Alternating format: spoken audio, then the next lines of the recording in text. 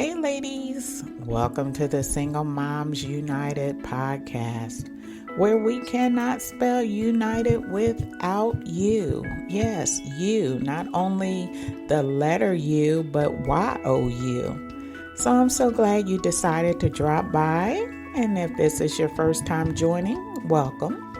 And if you are a repeat listener, thank you for your loyalty. Thank you for your loyalty. I just ask one favor. If you could pass it along to another single mom that's looking for parental guiding or guidance as it relates to raising their children. I'm not the expert, but I have the experience. And so hopefully they would find some value in helping them with their parental skills. And if you're a repeat listener, so I'm assuming you find some value. And I appreciate that, and that's encouraging to me. I would love for you to leave me some comments either on my YouTube page or visit singlemomsunitedpodcast.com. I know it's a long word, but I have a blog out there. If you could leave me some feedback on things you like, things you would like to hear, or topics you'd like to have discussed, while I can just go on my own experiences. But this is a new day and age, right? And so there may be something that I can cover that I may just haven't thought about. So leave me some comments. I would love to hear from you. All right, so today, and it is a new month, and so I'm so excited to bring you another episode. And this episode is about evaluation. If you have a job or had a job, when you first took that job or accepted that job, you had to go through a 90-day probationary period. The employer would evaluate your skills to make sure you're still a good fit for the role. They take that 90 days for you to blend and understand the business and how it works and how you adapt to it. And then after that 90 days, they make a recommendation to go ahead and take you off of the probationary period, or they extend it, right? Because they say, well, I can still see some value in her. So therefore, let's give her a little more time. Some employers do that. Some do. But I want to talk to you today about evaluation and a probationary period when it comes to parenting, especially as a new parent. I'd like you to think about and consider a probationary period, evaluating your parental skills, right?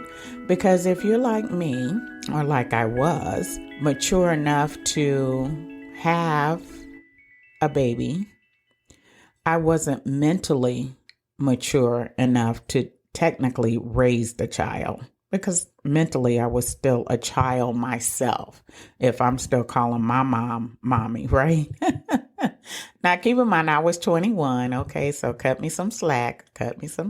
We have to get into position of evaluating our parental skills over time. I recommend you do 6 to 12 months of your evaluation. And what does it mean to evaluate? It's to judge or determine the significance, worth, or quality of, and to assess, to evaluate results.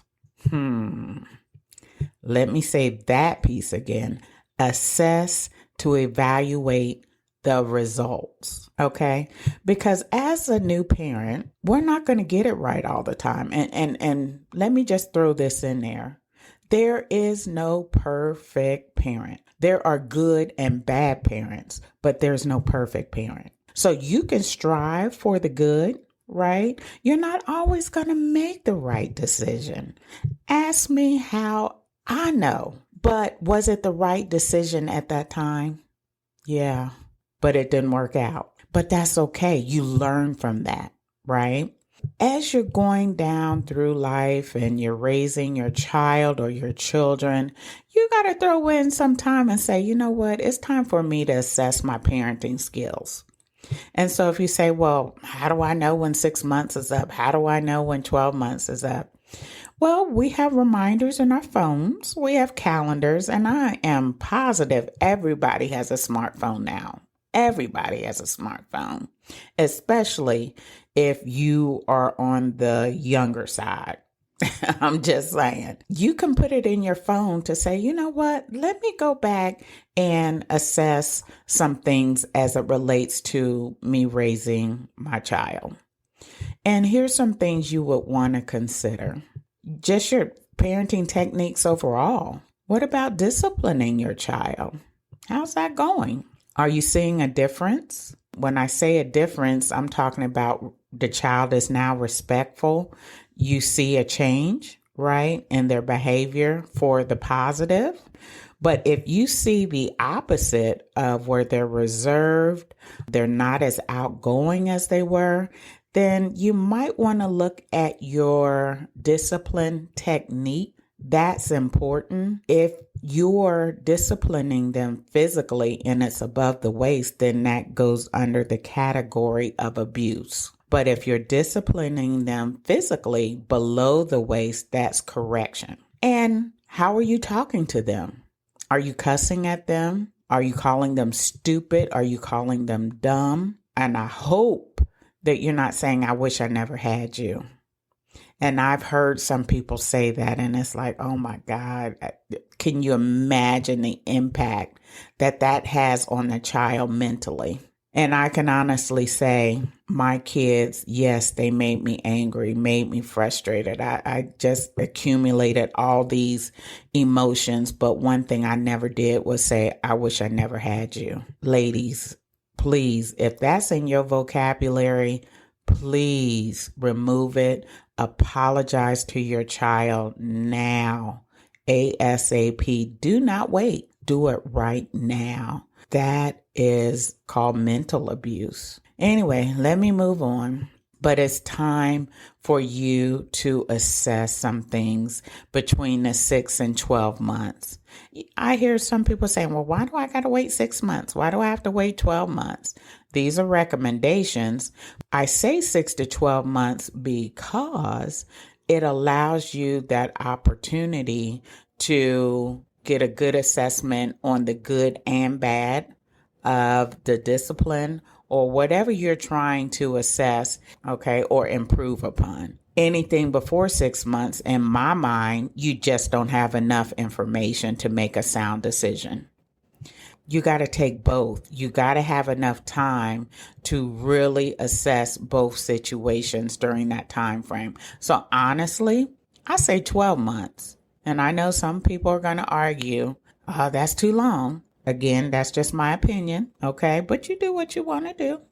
The other thing you want to consider is parental involvement. How involved are you in your child's activities, especially if they're school-age children? I hear you saying, well, I work. When they go to school, I go to work. And that's fair. We have the means now that you can contact the teacher, email the teacher outside of parent-teacher conferences, ask how little Joey is doing or how little Mary Bella is doing, and you don't have to wait.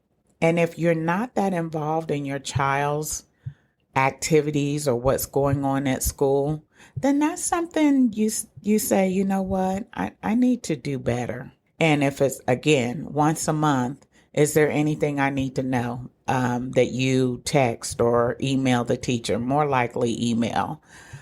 Is there anything I need to know? Because a lot of times they're so consumed and they have the larger classes, they can't get down to contacting all the parents. So sometimes you have to take the initiative as it relates to parental involvement. You're taking the initiative.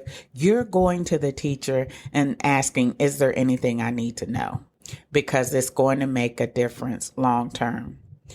Something else you should assess is your mental and physical status, especially if you're a new mom. There's that postpartum depression that you may experience. And how are you doing mentally? Are you still feeling like I'm the child versus the mom? Are you adopting or those adult responsibilities? Or Are you still relying on your mom to do everything? And a lot of moms or grandmoms out there is taking ownership of that. But what are you doing, single mom, to better yourself mentally? And there are a lot of books, audio books out there, various channels that you can go and learn more about parenting and how to be more involved in your child's life, how to change that mental status of, I'm a parent now. Some things I shouldn't do, and some things I shouldn't do in front of my kids. You know, it's okay to go out and enjoy yourself. Are you coming home sloppy drunk? Are you cussing out loud? How's your behavior in front of your child or your children? So now you got to do a mental assessment. And then physically, kids have a lot of energy. So are you just sitting down and watching, or are you physically active with them? Are y'all exercising together? That's something to think about. You know, the other thing you want to consider as far as evaluation and assessing is, if you are employed, does that job still make sense for you to be there? How are the benefits? How's the pay? Think about that. And it's okay to move on, especially if you're moving on to move up. Many employers have tuition reimbursement. And if you're at a current employer that does not offer that, but you're able to go somewhere like Walmart where they do offer tuition reimbursement, you might want to position yourself to pivot over to somewhere like Walmart. Ultimately, you want to gain additional knowledge so that you can move on just from a job to a career. Additional knowledge is not going to hurt you. And then you also need to assess what gifts you have, because everybody has a gift. They're gifted at doing something. And a lot of times we get jobs until we can figure out how to effectively utilize our gifts. Right? For example, a hairdresser. There are some hairstylists out there that are just natural, have never gone to beauty school, but can just do a hairstyle that is like, wow, you did that and you haven't been to school? But until they get that license and so forth, they got to get a regular job. You have to uncover what your gift is. And again, that 6 to 12 months assessment of where you are financially and as it relates to employment, this is your opportunity. And then goals. Have you set any goals for yourself? Any at all? For example, if you're at home with your parents, are you planning on moving out later on in life? Sooner than later?